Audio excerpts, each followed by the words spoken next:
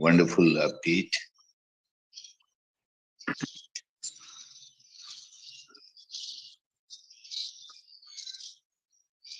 Hi, good morning, everyone. We are on 19th of November, going closer towards the new year. So New Year will remind us that we are moving away from the pandemic also for a long time. Today we have among with us again a very well and a very favorite speaker. We are talking about diabetes remission and reversal. What's new? We have Dr. Shashank Joshi with us. He's a Padma Shri awardee. He was being awarded as the fourth highest award in 2014. He's the chair for IDF Southeast Asia and the president of Indian Academy of Diabetes. He's a well-known endocrinologist at Joshi Clinic and Lilavati and Bhatia Hospital. He has been awarded with more than 800 research publications and 100 books in his name. He is the past dean for Indian College of Physicians and chair of IDF Southeast Asia. He is the past president of Endocrine Society of India, Association of Physicians of India, and many other medical societies. He is the founder vice president of PCOS Society. He was the past president of RSSTI. He's a past president of AIAARO and many other nominations in this name. Over to you, Dr. Shashank Joshi, for a wonderful topic. Thank you so much, Saurabh, and it's nice to see all of you all again. And for a change, it's nice to talk on a topic more pertaining to lifestyle, particularly in a week which is declared by the International Diabetes Federation as the World Diabetes Week. Even in the United States, this is the World Diabetes Month, the November month. And we all know that 14th of November is the Children's Day in India. But globally, it is celebrated through the International Diabetes Federation as the World Diabetes Day. And one of the distressing points about the current pandemic was that the mortality which was due to people living with diabetes, 4 million in 2019, went up to 6.8 million in 2021 and remains at 6.8 million per year in 2022. Approximately 500 million people on planet Earth are living with diabetes. And this year's theme, in fact, 2021, 2022, and 2023 is the theme for access to care for people with diabetes. And this year's theme is education, education, education.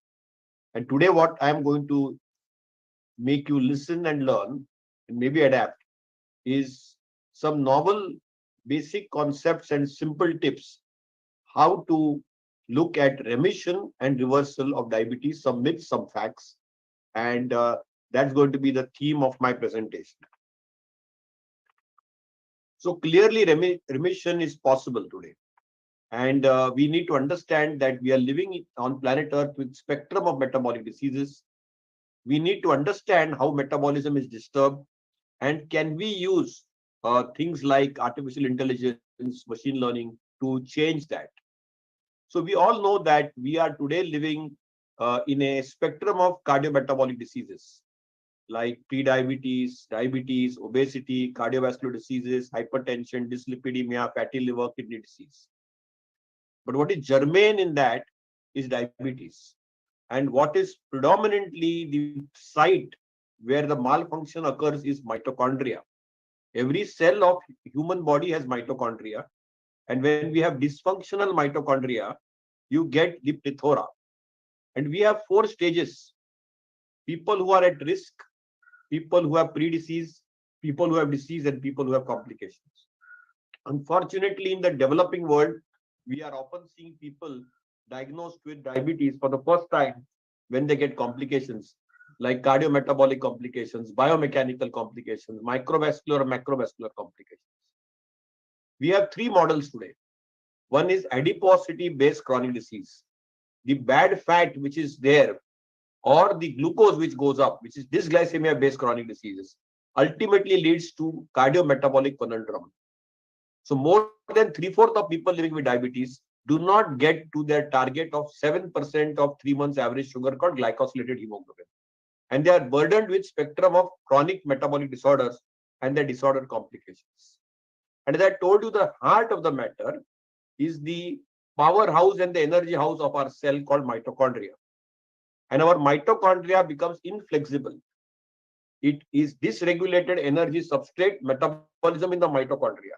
Normal healthy mitochondria in our body allows the fuel to switch between glucose substrates of pyruvate. Unfortunately, this switching ability, the fuel switching ability of substrates of glucose and pyruvates, alternating, is lost during chronic feeding, obesity, and type 2 diabetes. And this is the heart of matter, the metabolic inflexibility. So fundamentally, we need to recognize that adequate mitochondrial activity balances fuel intake, what we eat, normal insulin secreted by the beta cells, and the sensitivity, how the beta cells sense it. And therefore, the availability of the fuel and the net mitochondrial oxidative activity really decides how sufficiently to utilize the nutrient substrate which requires to balance between. So clearly the mitochondria in the muscle has a very crucial role. Human beings either are fasting or they are in the fed state. And this balance leads to oxidation of fats or carbs. It is the inability of our human body to suppress lipid oxidation and switch to carbohydrate oxidation in response to meals or insulin stimulation, which is called as metabolic inflexibility. So clearly what happens in type 2 diabetes, the mitochondria cannot respire and they get down-regulated by 35% in the skeletal muscle. And that is why we keep on saying exercise, exercise, exercise. There is a down-regulation of the skeletal muscle oxidative mitochondrial capacity or function.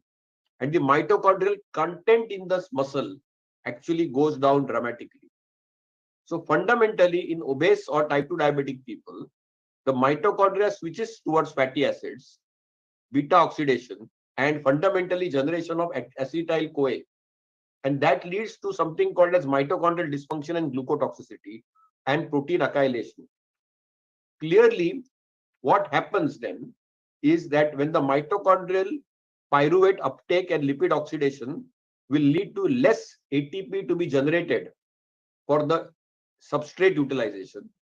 The phosphorylation is down-regulated for insulin-resistant substrate and nitric oxide. The glucose cannot enter the cells and there is endothelial dysfunction. And that leads to the macrovascular complications of hyperglycemia, dyslipidemia, and hypertension. So clearly, this is the hypothesis that mitochondrial dysfunction accounts for skeletal muscle insulin resistance and the beta cells become dysfunctional. And the long-term exposure of too much of food eating, too much of carbs, too much of free fatty acids suppress this adaptive threshold, ensuring that lipotoxicity and glucotoxicity causes cell apoptosis and down-regulation of ATP. So clearly, if you see whether it is the heart, where the ATP synthesis, mitochondrial density, electron chain transport expression is down-regulated. In the skeletal muscle also, you get down-regulation of non-energy, even in the pancreas, beta cells, as well as the fats. Across every metabolic organ of the human body, whether it is the heart, the muscle, the pancreas, the fat, you get down-regulation. And therefore, just controlling glucose is not sufficient to overcome mitochondrial dysfunction. We need the mitochondria to be healthy and their content needs to be modulated for better and good health. And we need to modulate that mitochondria, and therefore diet and exercise are germane. You may keep using best quality drugs today, despite of so many advances in diabetes medicines today, like SGLT2 inhibitors, GLP-1 receptor agents, still people are losing their lives because we need to correct the mitochondria at a cellular level through lifestyle corrections. So clearly, mitochondria needs cellular defect correction. And we need to ensure that we correct it and reduce the cardiometabolic risk. And that is why we need to understand what is disrupted metabolism. As I told you that inflammation, lifestyle, genetics, epigenetics, glucotoxicity, lipotoxicity disrupt our metabolism. And what is the effect of disrupted metabolism? Organ damage, like cardiovascular disease, endothelial damage, type 2 diabetes, insulin resistance. So disrupted metabolism occurs when external factors like sleep, nutrition, activity, stress, which was so pronounced during the COVID times, have vital life-sustaining chemical processes which get disrupted. And these down regulation of negative effects ultimately lead to chronic metabolic disease and damage. So what is this so-called remission? Before I move to that, we need to understand that we talk of remission only in type 2 diabetes. Type 2 diabetes is different from type 1 diabetes. Type 2 diabetes is a lifestyle disease. Type 1 diabetes is an autoimmune disease. So remember, because diabetes is a progressive disease, and at diagnosis, more than 50% of beta cells are lost. Is it even possible to achieve remission? Well, we learned from 30 years of UK PDS, which was started in 1977 by general practitioners in UK, championed by the Oxford group, that at diagnosis, beta cell function is already compromised by 50%. And the beta cells will continue deteriorating following the years. But if you appropriate diet, physical activity, BMI management, you can actually look at modulating, halting, or even remitting or reversing some of these outcomes. So obviously, recent studies have now shown that it is possible to look at remission. So obviously, the definition of remission, because reversal gives you a hope that the disease has gone and then the people go back to square one. And therefore, all the global agencies now have recognized, particularly in 2022, that remission is the key word. Diabetes remission is redefined now, which means that you need to have normal glucose below the threshold for diagnosis of type 2 diabetes for at least 6 months after discontinuing all glucose lowering therapies. So currently, the type 2 diabetes remission had a lot of debate. It's a healthy clinical state where the A1C is below the target level, like 6.5 for at least 6 months with lifestyle and or metformin, and not due to complications, comorbidity or therapy. Also remember, now the current definition includes that A1C below 6.5, more than 3 months without glucose lowering medication is good enough. And you don't need a glycosylated hemoglobin. You can even have a EA1C, which we use through the CGM mechanism. Now, the whole remission was based on the guru of remission, Professor Roy Taylor from United Kingdom. And this was the twin cycle hypothesis. He said we eat as human beings too much, positive caloric balance, and people with diabetes already have pre-existing insulin resistance. And you get fatty liver or liver fat, which starts the liver cycle, which it basically will modulate and blunt the basal insulin secretion and will increase the high glucose in the blood. Also, what happens when there is excessive liver fat, the VLDL and triglyceride will go into the islets of the pancreas and activate the pancreas cycle and blunt the acute insulin response to food. So you get fatty liver, fatty pancreas due to excessive food intake and insulin resistance. And this vicious cycle can be corrected by just eating less and by severe caloric restriction. This is the germane hypothesis for diabetes remission today as we talk. Now, every human being is different. For example, there is a personal fat threshold, breaking the myth of BMI. It is the fat composition which matters. We are people from Asian world, Indian particularly. We are thin fat Indians compared to the Caucasians, compared to the African Americans. We have much more body fat and much less body muscle. So you can see here on the left, somebody in the West may not look healthy but doesn't have diabetes, and somebody may be leaner, looking healthy but have diabetes. So it is the individual's personal fat threshold above which the diabetes will develop. The fat is always stored in the liver and the pancreas, and the beta cells are susceptible to fat-induced metabolic stress. You can see here that when there is type 2 diabetes, the liver fat is as high as 36%. And when you lose weight, it goes down to 2%, and diabetes reversal is possible and feasible. So in the physiology of remission, we need a healthy beta cell. And we are unfortunately always under metabolic stress by eating too much of fats, too much of calories, too much of excess calories. And when that beta cell then gets exhausted because of too much of food, and there is a lot of de-differentiation. Therefore, the beta cells will now try to make other cells in the islets, like alpha and delta cells, to make more beta cells. And then you will get this vicious cycle being in, where you will get beta cell apoptosis and diabetes which sets in. And when there is more metabolic stress, there's beta cell mass downregulation, apoptosis, permanent beta cell failure, death of beta cells, and then probably permanent diabetes and irreversible beta cell damage.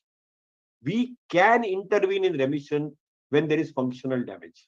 When the beta cells are exhausted, the beta cells are undergoing de-differentiation. That is a phase where it is possible to get into remission, which is usually the first decade or the first 15 years of a type 2 diabetic's life. So remember, remission is a term restricted for type 2 diabetes and is likely to work best in the first 15 years of the duration of diabetes. It is unlikely to work if somebody's beta cells are irreversibly damaged, somebody has type 1 diabetes or has secondary diabetes. So when there is structural damage, remission is unlikely to work. When there is functional damage, it is likely to work. And therefore, it's very, very important to recognize that when there is a loss of beta cell mass due to beta cell de-differentiation, not death, you can restore the differentiation of beta cells. And that's really the key to remission biology. So remember, there is a lot of psychological stress in our lives. And type 2 diabetes is all about stress, stress, and stress. We have the cortisol from the neuroendocrine apparatus, which causes us central obesity and adiposity, dyslipidemia, a glucose diarrhea or hepatic glucose diarrhea, and beta cell stunning or dysfunction. We have the autonomic sympathetic discharge, which causes hypertension, insulin resistance, and central adiposity. And we have excess inflammation, where the insulin sensitivity, glucose uptake, lipid uptake, and cellular death is downregulated. And clearly, what happens is that we are living in a disrupted circadian metabolism in humans.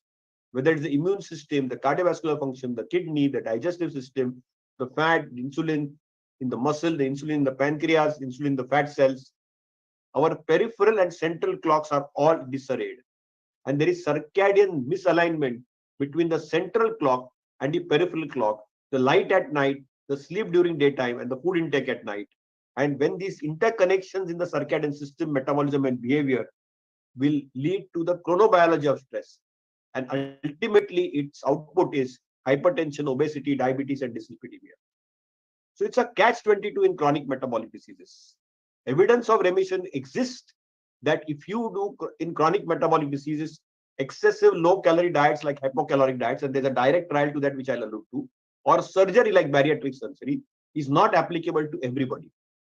So one is not equal to one. That's something we need to recognize. One size does not fit all. It doesn't work in combination of influencing factors of disrupted metabolism and organ damage. For example, everybody may still get diabetes, but not everybody will get complications that will have a pleiotropic effect. The more and more we uncover the complexity of medical conditions, the more we will have to prevent, treat, and manage it. And therefore, the answer to this in the modern era is precision therapy. We need to evolve and micro study every human being signature, taking into individual variability of genomics, epigenomics, environment, lifestyle of each person. Somebody may eat fast, somebody may eat slowly, somebody may not eat on time, somebody may have a large breakfast, somebody may have a large dinner.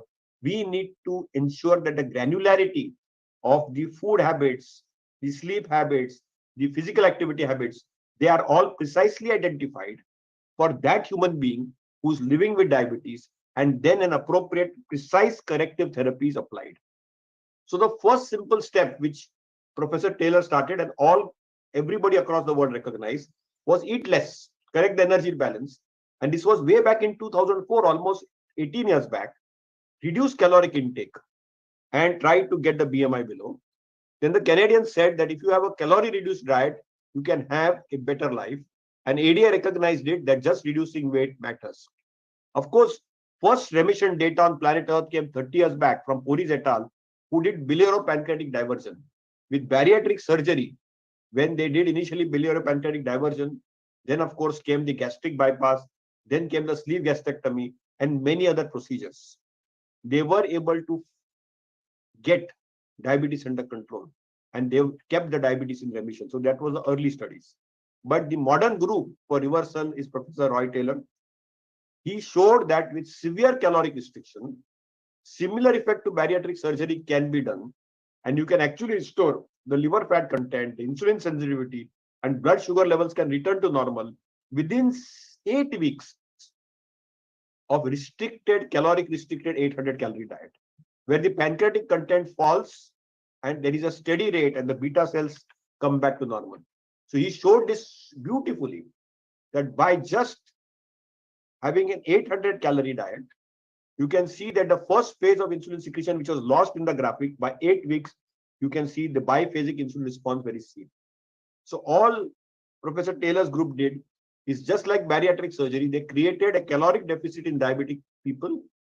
They reduced weight, reduced glucose, and they restored the action on liver fat and insulin action on the liver. This was the data. They did a cluster randomized trial called a direct trial.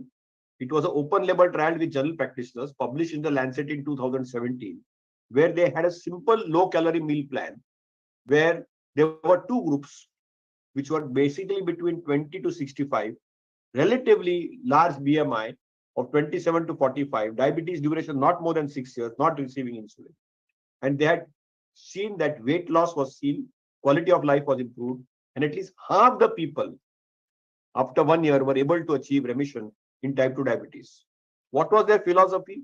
Replace meal with a low calorie diet, restore a negative calorie balance, deplete the liver and pancreatic fat, and reverse diabetes or remit diabetes, and restore all the glucobiology of incretin axis in the intestine.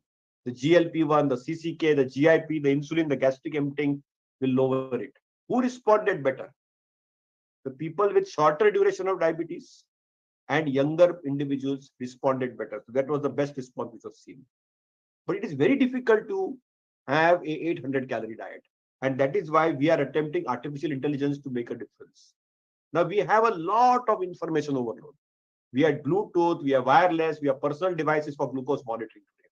But we can process this data with web and computer applications, put it through a care system and a patient station, and then look at apps which can record the medication and insulin, export the data and communication, record detailed diet and weight management.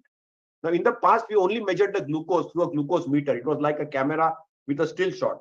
But today, we have technology of CGMS, where we can do a video recording or look at the live recording of the human body of the glucose ups and downs. And that is very, very possible. So we can actually predict which horse can win the race or where the glucose will go. So obviously, most of the world will make decisions by guessing or using their gut, but they'll be either lucky or wrong. But today we have technology which we can do and look at Internet of Things.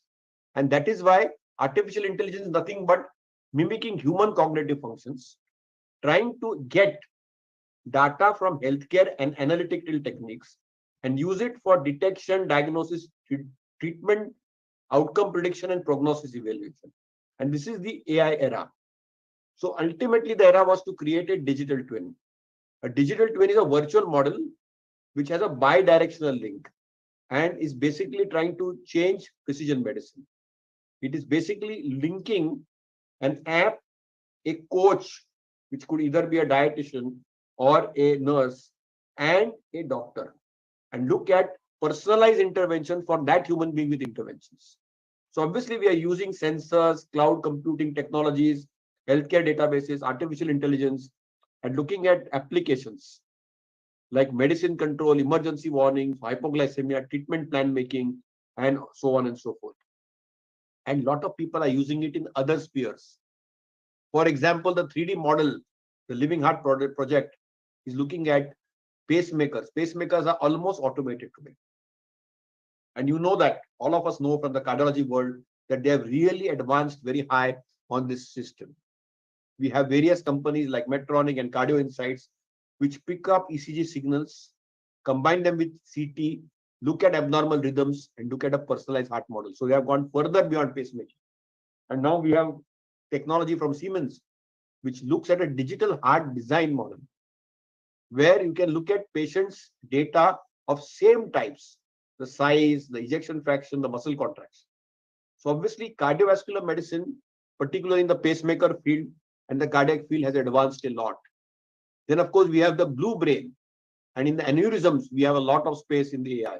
And similarly, in the human airway system, we are having a lot of respiratory zones, conductions, cancer-destroying cells, which are being recognized. Similarly, viral infections can be predicted by AI-based models. We saw that in COVID, and even multiple sclerosis can be predicted in COVID. We are looking at now whole body digital twin, which I'm involved with in the randomized control trial, looking at some science generation, where we are looking at diabetes management. This is a California-based tech company which looks at nutrition, sleep, step changes, monitors patient sugar levels, liver function, weight, and more. Uses a simple CGM, food intake data, and machine learning algorithms to remit type 2 diabetes. We presented this data as an oral late breaker, and we had 3 of these, and I was one oral presenter, and there were 2 other late breaker presenters, where we showed in RCT, done in US FDA approved centers in Bangalore and India, that using in a multi-center randomized control design, you can actually see that the A1C can drop down by 3%, the fasting and PP can come down, and the time in range can get corrected. Body weight comes down, waist circumference comes down. There's almost 10 kg weight loss, 11 centimeters reduction in waist circumference, and 3 units reduction from BMI from baseline. And using this technology, we can even drop blood pressure, systolic and diastolic, modulate the lipid profile and visceral adiposity index, and also look at markers like fatty liver score, atherosclerotic and Curie scores, as well as inflammation markers coming down. And many people can go off medications. You can change people who are living with diabetes. Almost 74% can be off their 3 medications, and they can go into only metformin monotherapy, or no medications, or no medications with a sorry, below 6.5%, and so on and so forth. So you can see that even at the end of 1 year, you can have a large population of almost 70% or 3/4 of these people who can actually go to A1C below normal levels, either with metformin or without any anti-diabetic medications. So the standards of care, which is published every year by American Diabetic Association, now recognizes that technology should be individualist, patient's needs, desire, skill levels, and ability. So once I quit off, it's not going to be applicable. So diabetes management era has changed. In the 101st year of insulin discovery, 2022, 1922 was insulin discovery. Mortality was 10 years, 15 years, 20 years. Then came insulin from 1923 to 1980s, where it was a containment strategy. There was basal insulin, there was self-monitoring of blood glucose, and A1C for monitoring. This is still followed in large parts of the developing countries. Then we had a management model, which is again now being followed up to 2016, where we have modern insulins, non-insulin oral therapies, SMBG, and A1C.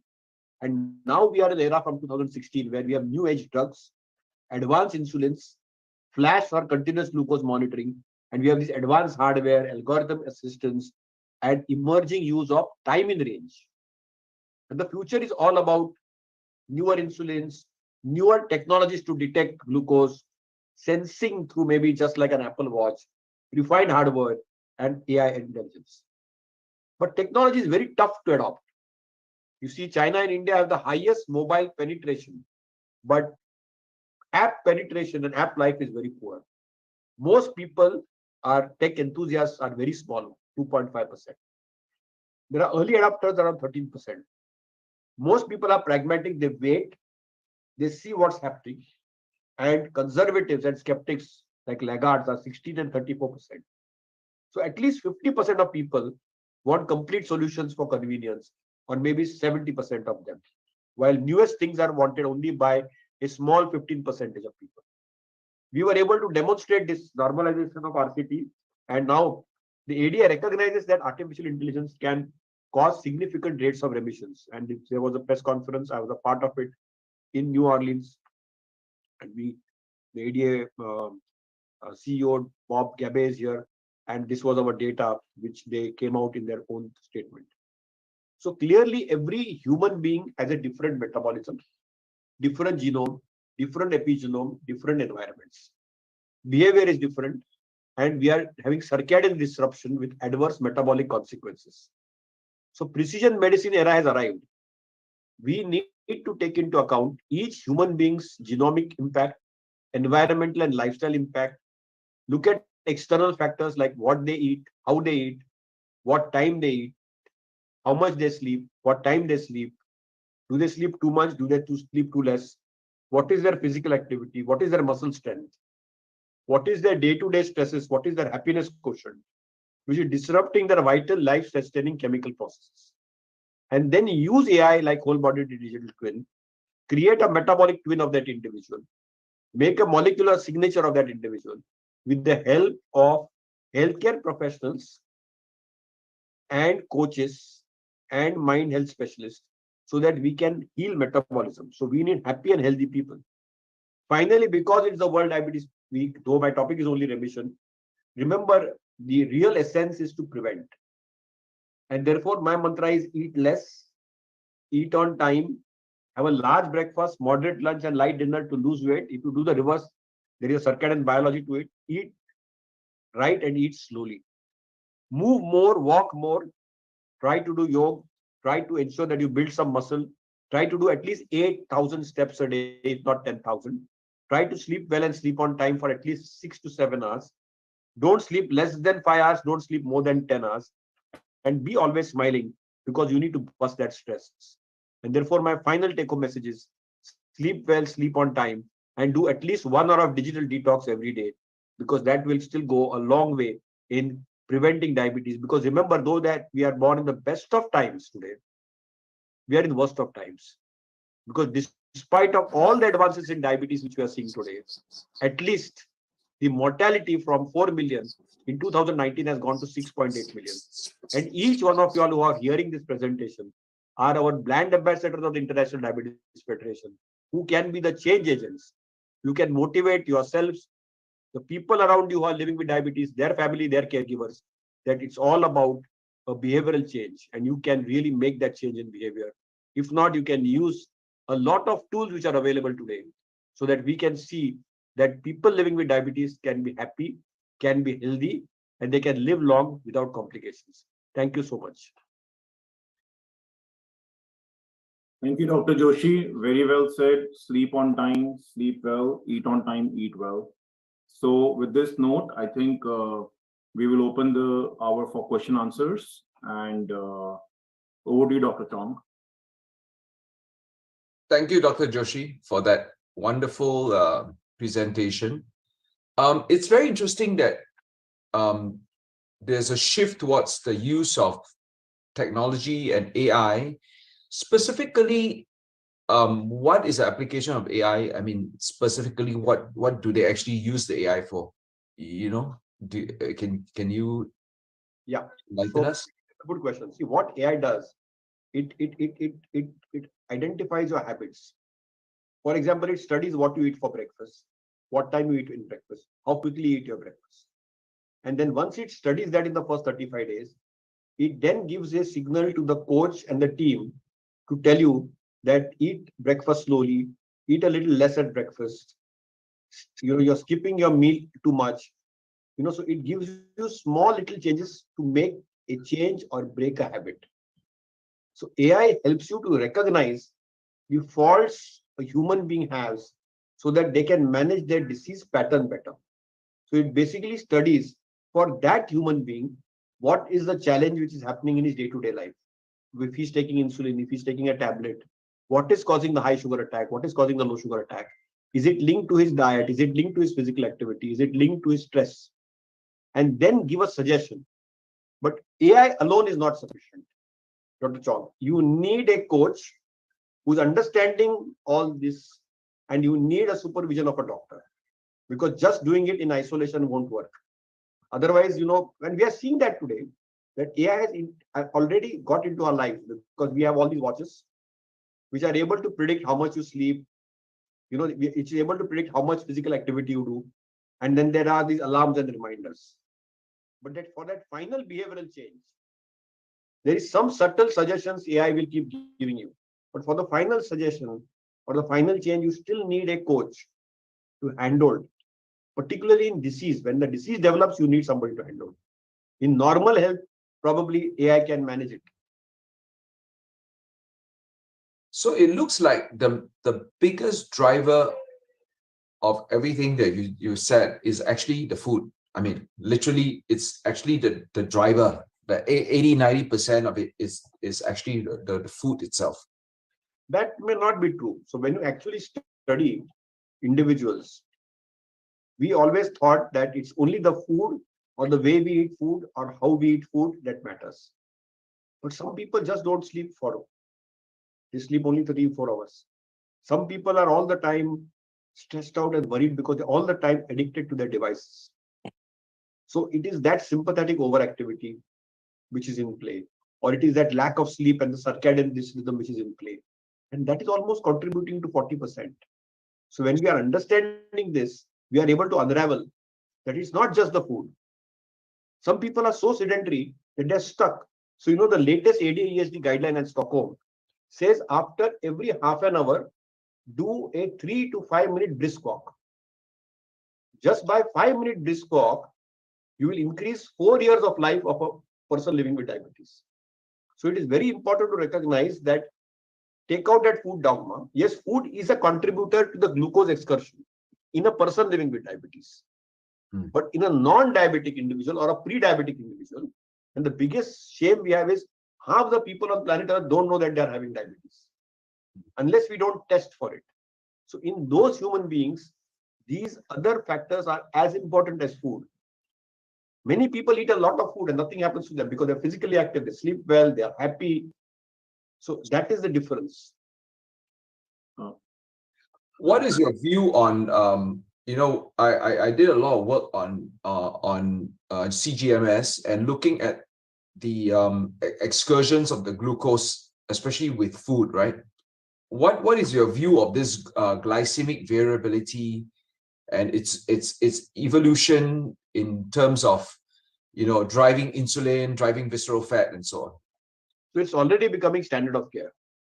So we use terms like TIR, time in range, TBR, time below range, and TAR, time above range. And the metric of A1C will remain, but eventually every type 1 diabetic or gestational diabetes or even person with type 2 diabetes on insulin, how much percent is in range, how much percent is above range, how much percent is below range. Because that is where the technology is moving and everybody is going to wear a patch. Now we have seen that, I'm sure in Singapore or US, Monica would know, people have already started wearing patches even if they're not diabetics. Yes. Because they want to know that if they have their pasta or their pizza or their fast food, what's their glucose going up? If they do over exercise, how the sugar's coming down. So they are able to understand and get insights.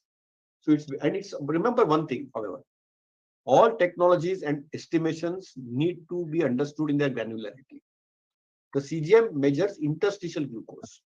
Yeah. There's a little lag between interstitial glucose, capillary glucose, and actual blood glucose. So we have to factor in those small changes. Somebody has chronic kidney disease, for example. Somebody has chronic hypoxia with COPD. Then the CGM may not be very accurate. So you need to also know the limitations of CGM. Fascinating area of medicine with the CGMS. I mean, this whole era. We even see, for example, during the Tokyo Olympics, a lot of the athletes are wearing the CGMS during the track and field.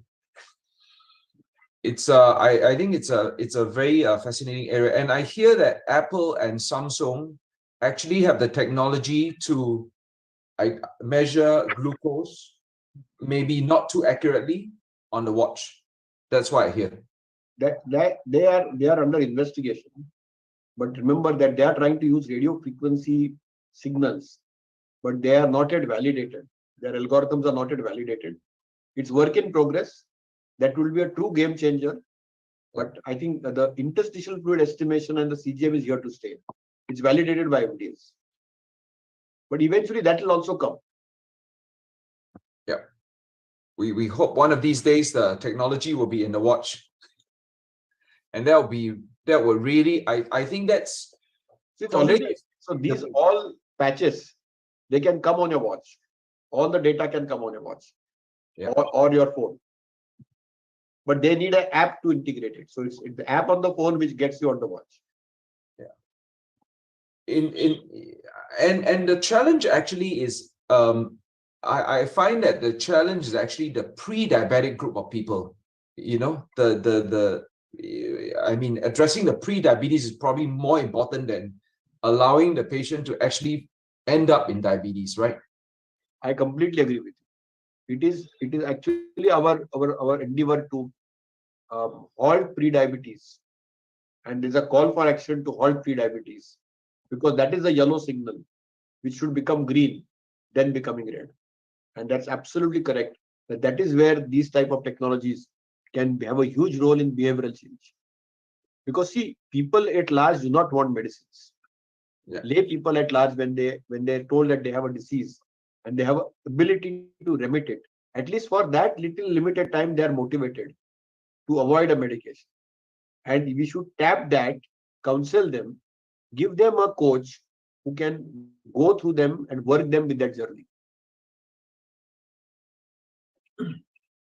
So, Dr. Joshi, couple of questions. Yeah. One, if somebody has a good habit of sleeping and eating, like, that is taken care of, how much is the risk of still a diabetes because of the family history? It will still be high. If your father, mother are both diabetic, your likelihood of getting type 2 diabetes is almost 90% if both parents are diabetic. But if you are keeping good lifestyle, you may delay and defer development of diabetes, or you may just stay healthy all throughout your life. So that is the first thing. If you have single parent having diabetes, then it's 70%. If you have one relative, it is 40%. So once you know that you are loaded with bad genes, the environment and the lifestyle correction will delay, defer, or postpone development of diabetes, including it may be permanent. Okay. And the second question is, like Dr. KK used to say, adding a kadwa or kasela in your diet can reverse or delay the diabetes. Something like neem or karela, or all those things. So how do you factor in that? In the traditional Ayurvedic literature, they said to counter sweet, have bitters, because that will then spoil your taste buds and make you eat less. So that was an older technique, and it's a different technique altogether. But we need to generate a good science and evidence based on that.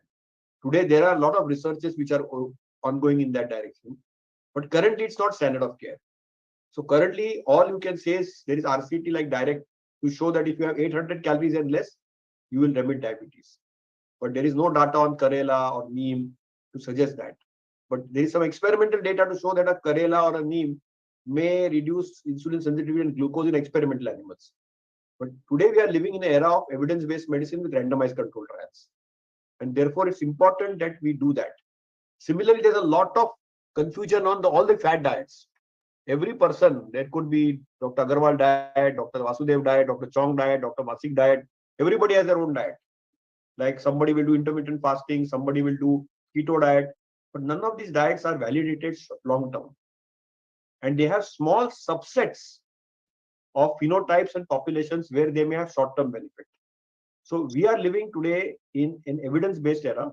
We need to generate high quality evidence, presented it through a scientific filter of a peer review process, and then adapt that into our lifestyle changes. And that is where the ADA or the IDF come in play, and that is how they will ingrain and integrate that. Okay. So do we have more questions coming from the group? I think there's a question on eating less and more frequently versus eating less frequently. I think always eating less and a little more frequently is more applicable. But it depends. Are you normal or are you a diabetic? Are you a diabetic on insulin? Are you a diabetic on glucose lowering therapy, which causes hypoglycemia, which doesn't cause hypoglycemia? If you are on insulin, then you need to eat more frequently and less quantity. In general, eating less and eating more frequently is a good habit. So have a large breakfast, moderate lunch, light dinner, but have some mid-meal snacks is the order of the day. And what about eating an artificial sugar rather than a natural sugar? Does that increase the? I am not so sure the level of evidence base on sweeteners is the verdict is out. They may be safe. They are called as generally recognizable as safe. And they are useful for people with diabetes. But whether normal human beings should use them or not is not a validated. So they are safe for people living with diabetes, but should not be used by normal human beings. Now, what is the tendency? People tend to use artificial sweetener in their day-to-day life. Then they become forgetful. They have small little adverse events because of them. So remember that artificial sweeteners are designed for people living with diabetes and not for normal human beings. And they can actually promote sometimes obesity because they have abnormal effects on the gut microbiome. And therefore, the data on artificial sweeteners, though may be safe for human consumption, is not particularly bright in general.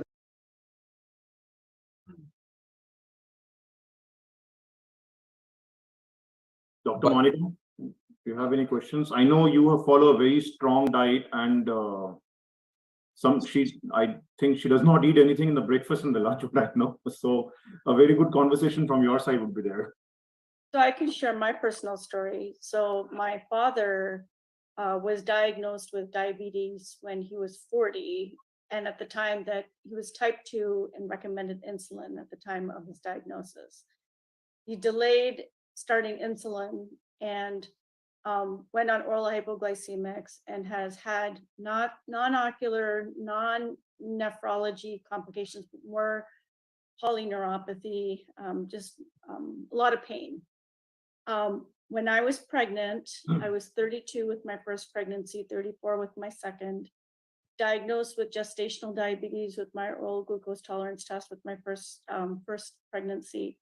And by the time of the end of the first pregnancy, I was on NPH. I opted without doing any oral hypoglycemics, and I was at about 32 units on the first pregnancy. Second pregnancy, 2 years later, I knew I was going to have gestational diabetes, and with a carbohydrate reduced diet, I was probably down to about 15 grams of carbohydrates a day. So one exchange, I was on 52 units of NPH during my second pregnancy. So I induced 37 weeks because they did not want me continued. I was in my residency training. I had glucagon in my pocket. I did overnight calls, and I walked in a very large hospital doing internal medicine. And I actually found out that I had a backup faculty member in the hospital with me, just in case I was hypoglycemic. I have one parent, so again, who's diabetic, so my chance of developing diabetes is 70%. But what I did was post-pregnancy was I lost all my pregnancy weight. I lost 14 pounds. I've kept my BMI between 21 and 23. And I have largely tried to keep my caloric restriction to about 1,200 calories a day. And that is mixed sources. It's not that I'm carb restricting, I'm just total calorie restricting. And it motivated me to exercise, and I ended up getting my black belt in Taekwondo as a way to exercise. And I was able to maintain my weight until the pandemic. And that's where, at the same caloric component, maybe the same level of sleep, the stress level shot up. And we all understand some of the background of the stress in the last 2 years for us and our family. But then I think now that I think Dr. Joshi's summary of it's not just about food, it's about everything. It's a composite package. And I think the composite package and addressing it to individualized and personalized medicine is the way to go. So I just want to say it was a great conversation. It was a great presentation. And I just wanted to share my personal interest. Thank you. Thank you, Dr. Monica. Do we have any more questions coming up? I think it was a very good topic, and I think in this era, we all know that at least one of the parents are for sure diabetes. have a diabetic, and what can we do to delay it is what this presentation was about. So we have a question, what about thin diabetes? So that's a very good question. Lean and thin diabetics are also common in our part of the geographies. And they also need meal replacement, but they need meal replacement as meal addition. And many of them need insulin sometimes. So if the BMI is less than 90, then we need to be more mindful in our part of the world that you need to give insulin providing therapy and modulate that it's not just about reducing the caloric intake, but it may be adding some extra supplementation so that the optimal BMI is maintained. So we have all the full spectrum of diabetes which we see in our population, very lean to very obese. Most of us are thin fat, which means there is central adiposity. But the lean variant also deserves recognition. And in the lean variant, always do a C-peptide. If the C-peptide is low, then they often need insulin for life. Okay, Sarab, Yes. can I? Thank you, Dr. Joshi. It was fantastic, wonderful presentation. And you have very rightly pointed out the importance of AI, and I think that is going to be the future in controlling diabetes as well. I have a question. I was listening to a cardiologist, and according to him, he says that walking, brisk walking, that is all fine, fantastic.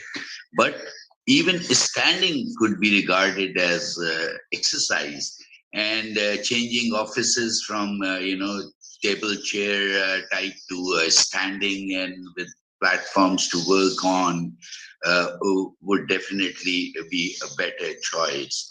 What is your comment about even standing and working instead of sitting, working on platforms with the standing positions?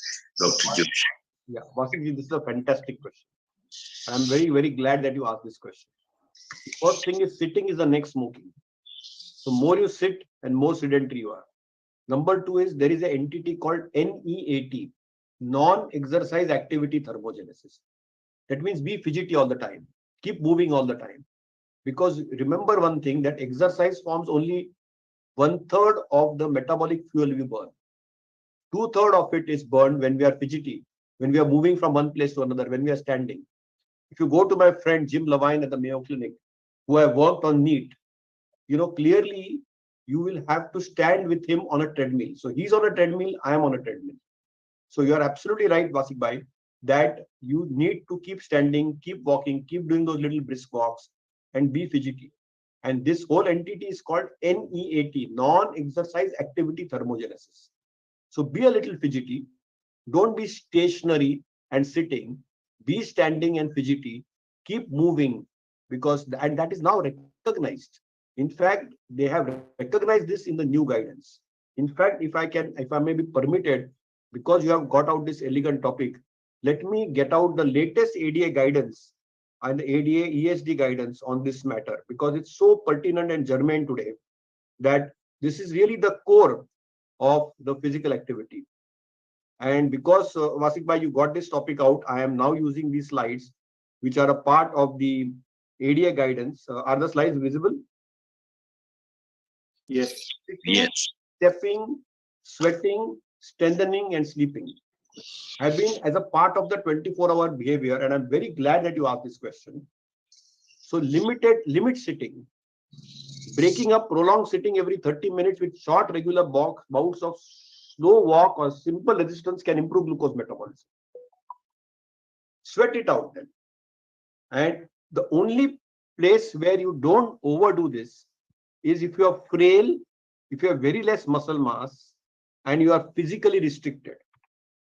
Stepping, if you just increase 500 steps per day, there's a 2 to 9% decreased risk of cardiovascular morbidity and mortality. And a 5 to 6 minute brisk intensity walk per day is equal to 4 years of greater life expectancy. Strengthening, the more muscle you build, including activities like Tai Chi and yoga, you will get flexibility and balance. And sleep, too much of sleep, too little of sleep, negative impacts A1C. quality of sleep is important, and the chronotype is important. A night owl, go to bed late, get up late is not good. The early, go bed early, get up early is better. So this chronotype is equally important. So I hope that your question is answered, but NEAT is what you talked about. Be fidgety, be active, and you should keep breaking your sitting posture, because sitting is the next smoking. Thank you, Thank you so much. Thank you so much, Vasik Bhai, for pointing this out. Great. In fact, just to give you an example, I always used to fight with my sister that she always used to be slim and I used to gain weight. And we never realized whenever she used to talk on the phone, she used to walk. You know, she always have a habit. Whenever she has a phone call, she will never sit and she will keep walking around in a small place, and she will keep probably doing a lot of steps. And I think that's one of the very important answer which you've just given right now. So there's another question in the chat box which says, if somebody is having fasting blood sugar is always more than the post meal, what is the possibility? If fasting is high, PP is low, that means the person is eating too fast. Eat slowly. Oh yeah. Very nice. So I would say 32 teeth, chew 32 times. Saurabh, I think Monica has some presentation on the latest situation in the US. Okay. So Dr. Monica, would you like to take over a small presentation? And I would like to thank Dr. Shashank Joshi for a wonderful presentation and a very good topic. I would like to have him again on this follow-up topic.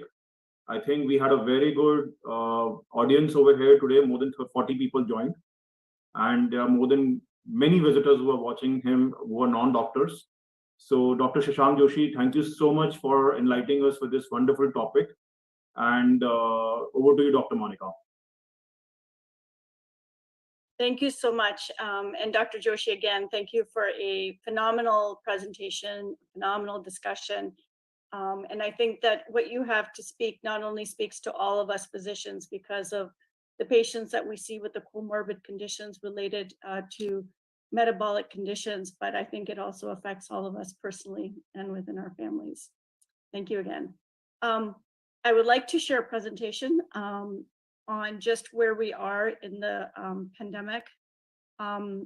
And of course, this is by no means meant to increase anybody's cortisol levels following today's conversation. Where we are today with respect to respiratory illnesses, and specifically starting with COVID, we're seeing that we now have a variant BQ 1.1 offshoots from, as you can see now, that the BA.5, which was the predominant strain in August all the way through October. In the last few weeks, we're now seeing an increase in the BQ 1.1. All of these strains have had immune surveillance escape. They're considered to be escaping the current current immunity, highlighting the need for booster doses. There's been recent data on the efficacy of the booster doses, especially with the bivalent Omicron, Moderna and Pfizer boosters. I'm not showing you that data, but what I'm showing you here is the BQ 1.1 as being the predominant strain in the United States. I had shown this slide earlier in earlier presentations, looking at the genetic distance of the SARS-CoV-2 variants. And here you have BA4 and 4.5, that's BA4 and BA5 that are far off on the right. And now a much more updated view of all the different variants and the mutations. And the BQ 1.1 is the variant that you can see in the bottom right-hand corner, which is now predominant. And look at all the mutations that have occurred to get us to that point. COVID is not the only respiratory infection we have right now. We are seeing an unprecedented surge of RSV. This is felt to be related to children that were kept at home during the social or born in the during the pandemic. We're not in daycare, we're not in schools. We're seeing a much stronger and much earlier surge of RSV. That's not only in cases, but associated hospitalizations. The children's hospitals across the country were largely spared when it came to COVID and COVID-related illnesses during the prior part of the pandemic, but now they are seeing a lack of beds and an increased need for beds for pediatric patients with RSV. And what you're seeing here on the x-axis is the different months of the year, the hospitalization rate per 100,000 people. And this is now looking at different years. And what you're seeing is that in October, and a much faster rate, we're seeing the RSV hospitalization rate for this year.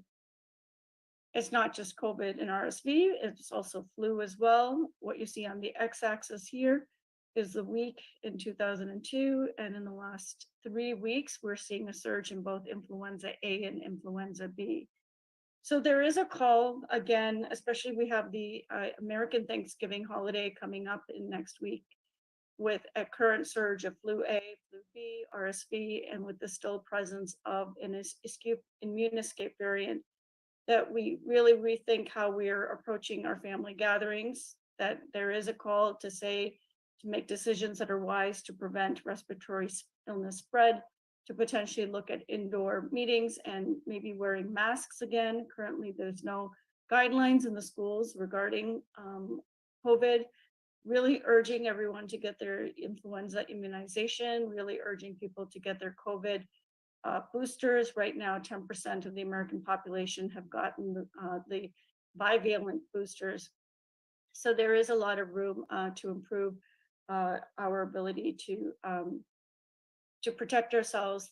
The good news is that we don't have as many COVID-related hospitalizations, and we're not as sick, but it doesn't mean that we should let down our guard.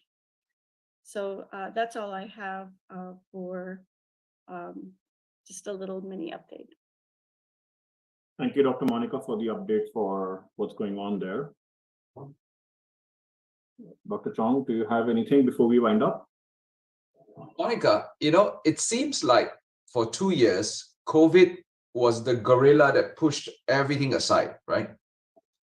And now as COVID starts to recede, all the fellas are all coming back to reoccupy the space that they were holding on to previously. They are regaining their lost ground. All the influenzas, RSV, in Singapore, dengue, for example, everything is all trying to charge back, and monkeypox out of nowhere, I'm sure there's competition between viruses and each other, right? And is that one of the